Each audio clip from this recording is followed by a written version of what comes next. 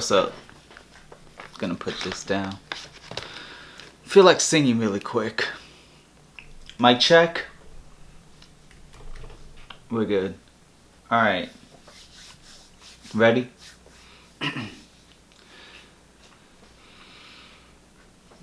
Today is gonna be the day lots of 4 fragrance lists hit you. By now you should've known now that I keep it all on average and true. I don't believe that anybody feels the way I do about you now. Seriously though, just having a little bit of fun really quick. We've got a couple of fall lists that I'm gonna be releasing now that I've got my entire collection back and expanded a little bit. So today we're covering the top niche, my unaverage thoughts, my unaverage selection from my collection with a fragrant Oasis, if you will. Let's get into this video. This is in no particular order because I kind of love them all the same. But I will say, starting off with this first one, just because I don't have an abundance of it compared to the rest of these bottles, you need to check out Soul Cafe from Savoir Faire. Really good fragrance. Kind of like a fruity, semi kind of boozy. There's a little bit of coffee. I know the name Soul Cafe may have you thinking it's more of a coffee dominated scent. No, coffee is just one of the notes that you end up getting. But there's a lot going on in here. Sensual, dark woods, a little bit of lavender in here to keep it aromatic.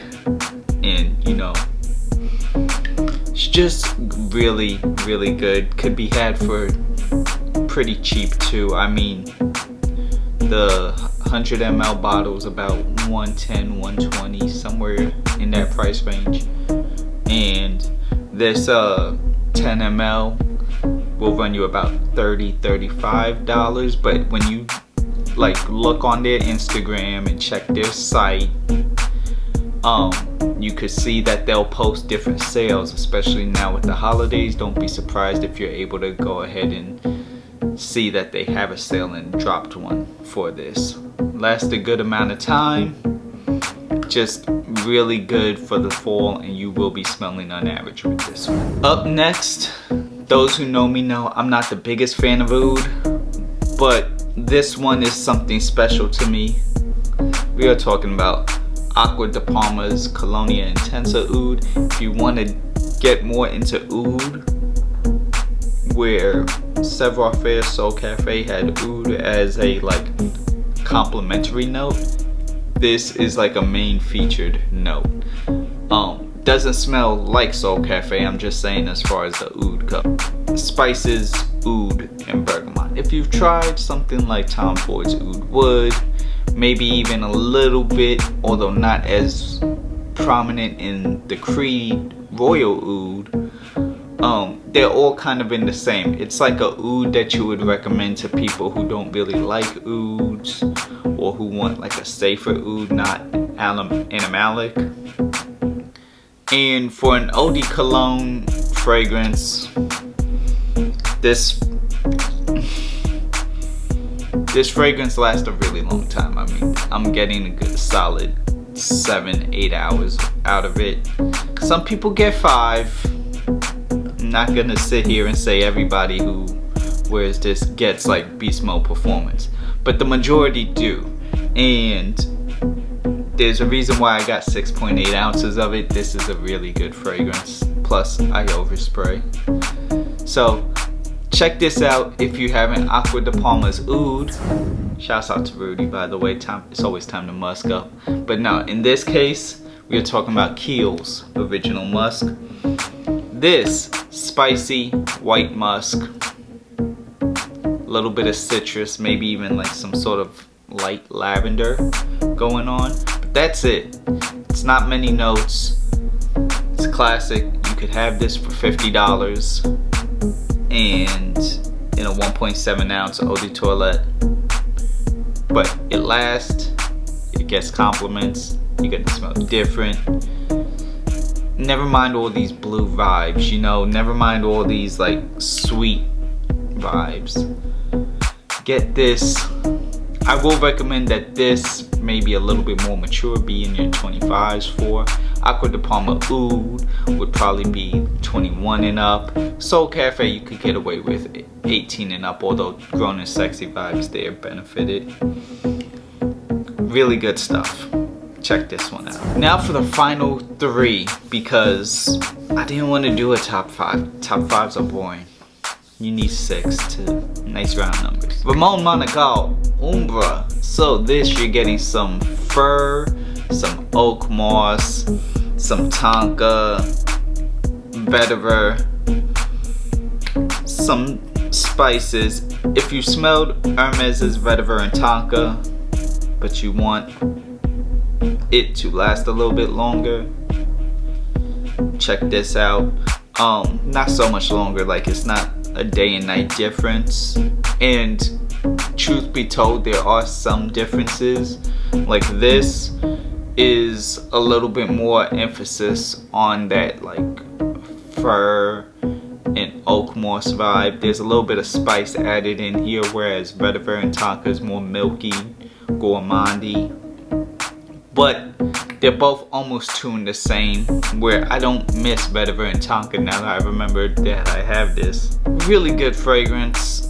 Retails about 180, 190 retail, so not the cheapest thing in the world, but it works, and it's a fragrance that I'm gonna look forward to wearing a lot this fall. We got 2 left. Here we are talking about one of the ones that, like when I first started my channel, is crazy. It's really been about a whole 8-9 years, almost 8 years. But 1899 Hemingway, I had just gotten my engine blown. I posted that video in a short long ago, and I had just bought this fragrance, and I was so upset because it was like, do I return this? Do I keep it and review? But then this would be like my last review for a minute. I ultimately decided to keep it, especially because I ordered it from France, like from the actual Histoires des Parfums headquarters. Getting what some would say, I kind of agree but I kind of don't, would be a better version of Victor and Rolf Spice Bomb. This cost almost as much as Victor and Rolf Spice Bomb, so then if you need to choose between one or the other, I'd recommend you get this. Perfect for 18 and up, 16 and up even. 16 and up if you got the money like that. 18 and up, you usually have a job by then. Just good. It reminds me a lot of the Italian dessert Strufoli, fried dough with like honey glazed and like orange blossom lemon vibes and like sprinkles. But 1899 Hemingway, really good fragrance, just solid, perfect juniper note in there. It's just really good. You all have to check this out. The Vanilla 2 A1. And yeah, it's still a staple after all these years. Final fragrance, those who know that this was gonna be in here. We are talking about Joe Malone's Myrrh and Tonka. Literally 3 notes: lavender, myrrh, tonka. They should have found a way to shoehorn that lavender in the name, by the way. But nonetheless, great fragrance. Doesn't last that long, so keep a decant. This is the 50 ml. This ran me about 180, 150, somewhere around there like that. At least show up with $200 in your pocket if you're looking to buy the 50 ml.